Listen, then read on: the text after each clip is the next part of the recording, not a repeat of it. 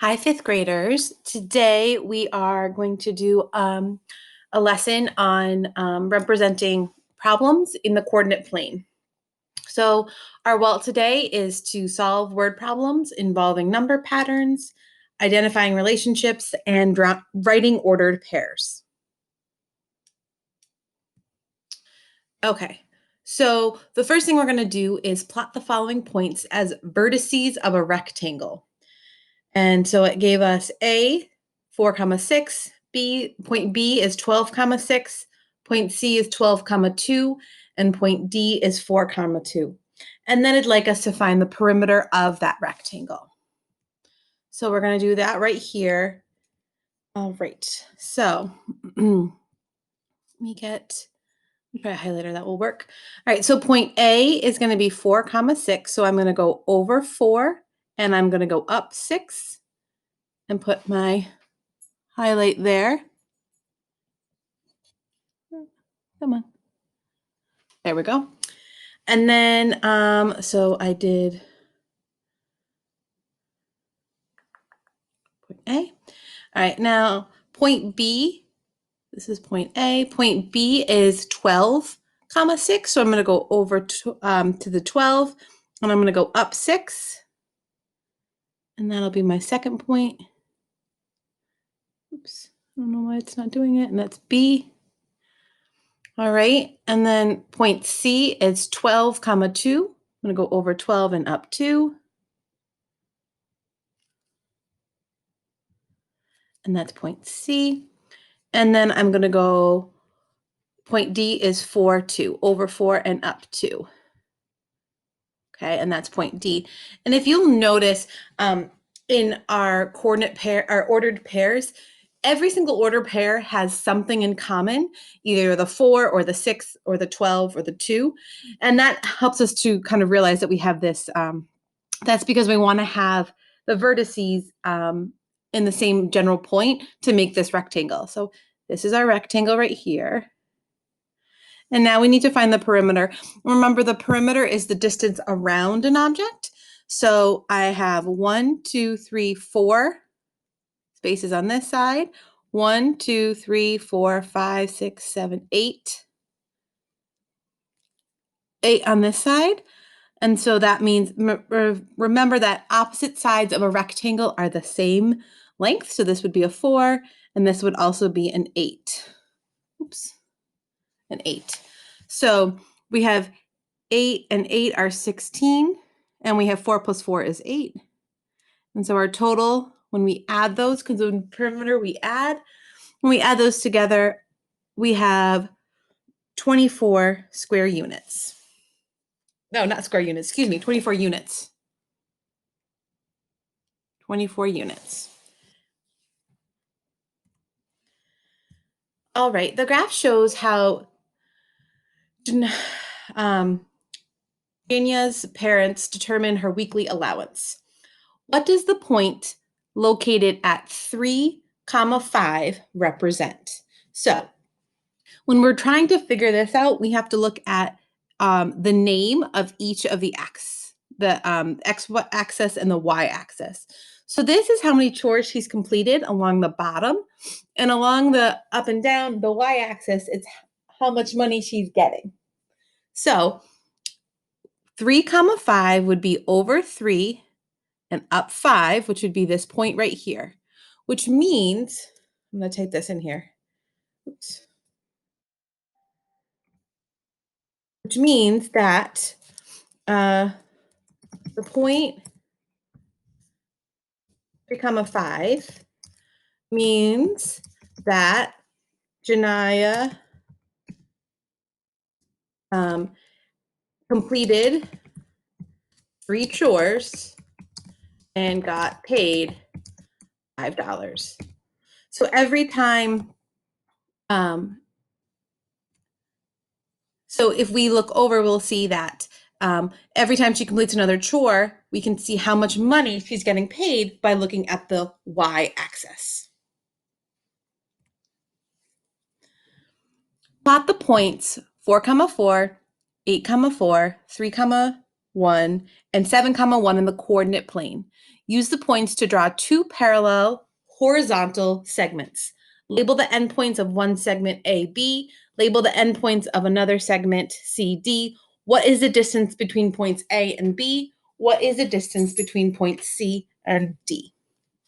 So I'm going to go out of here again, and we're going to do this is 4, comma 4. So I'm going to move this 4, and up 4 is right here. And then this next one is 8, comma 4. So it's right there. Move this guy up a little bit. And then point C, or sorry, the next point is 3, comma 1. That, and the next one is 7, comma 1. 7. Okay, so it says to use the points to draw two parallel horizontal segments. So parallel means that those lines will never touch. So let me go where I can draw again here. So if I'm going to use the pen, so that is one parallel horizontal segment, and this is another parallel horizontal segment. Now, could I have done them in the opposite direction? Absolutely.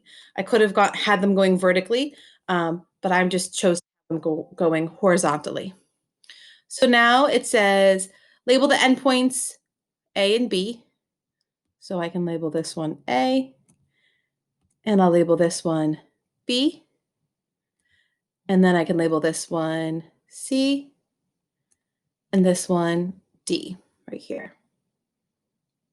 All right, and then it wants to know the distance. So in order to find the distance, I'm going to have to think they're both in the same y axis. They both are at 1. So between 3 and 7 is how many spaces? 1, 2, 3, 4 spaces. So CD is 4 units long, and AB, which is the other one, is between 4 and 8, which is also, so if I count that, it's 1, 2, 3, 4 units. Oops, I typed 5. I meant to type 4. 4 units long. Okay.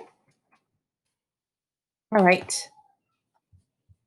So draw a rectangle in the coordinate plane below with one vertex at the origin and an area of 20 square units. Label the vertices of your rectangle R, S, T, and U. All right, so I want you to take a moment and I want you to think about what the origin is. All right, if you're remembering that the origin is the point where the X and Y axis come together, it's also 0, 0. It's right here. Okay, that is one of our vertices. So a vertice, remember, is one of the corners, all right, where the two sides come together. So we can label this R if we want. Okay, oops, that's a funny R. All right, and then it needs to have an area of 20 square units. So we know that area is length times width. So if it's length times width, we have to think about what two numbers equal 20. So I like 4 times 5. It's easy one for me to remember. So if I have 4 times 5, I'm going to count 1, 2, 3, 4 spaces. That would be 1. Okay. So this dimension is 4, and that can be point S right there. Okay, and then my other dimension of my rectangle needs to be 5 spaces. So 1, 2, 3, 4, 5 spaces. So I'll put a dot there. Does not like it. Okay, so that would be, this will be my rectangle here, this would be T, and this would be U. All right, so the ordered pair for R is 0, 0. That's the origin. The one for S is, remember, we're at 0. We don't go anything in the x-axis, and we went up 4. So that's there. T is over 5 and up 4. And remember, order really matters. You need to do the x-axis first. You always do the over first. And then our final ordered pair is U. And U, we went over 5, but we stayed on that axis. So that's 5, 0. And just as our first, with our first example, each of these have a coordinate in common, either a 0 or a 4 or a 5, because it's a rectangle.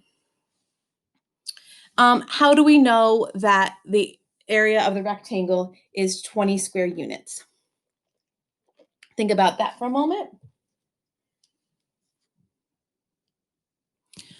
So I think there's 2 ways that we can solve that. We know that because we know that length times width equals area right here in our formula, and we know 4 times 5. We could also count the squares. And if we counted those squares, you would find that there are 20 square units. The coordinate plane shows the relationship between the amount of water in a bathtub and the amount of time the faucet has been turned on. What do the coordinates of the point at 3, 6 represent in this situation? I want you to take a minute and just think about that and pause the video and write down what you think the relationship is. Okay, we're back. And remember, on our last problem like this, we said that we have to look at the label. So we have time and we have gallons. So we have, I'm just gonna, type this in. It says that the relationship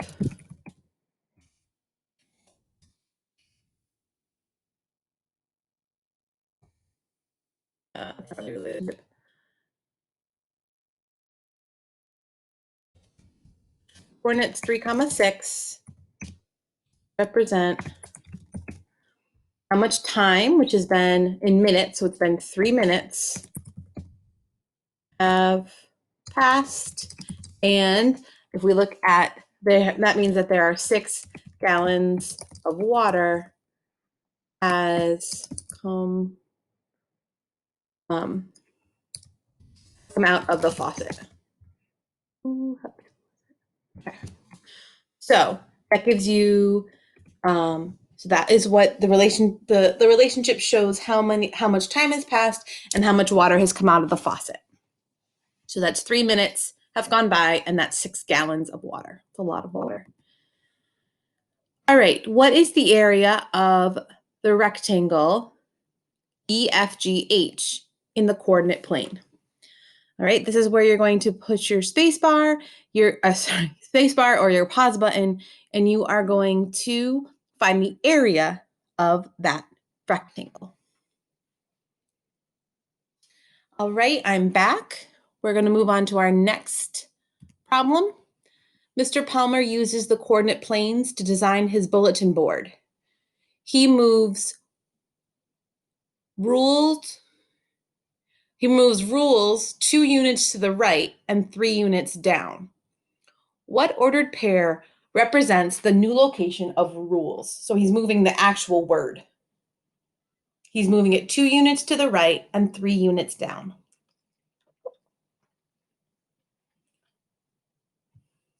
Go ahead and hit, and then Maya chose C as the correct answer. How did she get that answer? Go ahead and hit your pause button and answer that question. All right, use the coordinate plane from problem 4. How many minutes must the faucet turn on for there to be 8 gallons of water in the bathtub? And I'm going to scoot back a little bit for you so you can see that. Pause right here. You're looking for when there will be 8 gallons of water in the bathtub.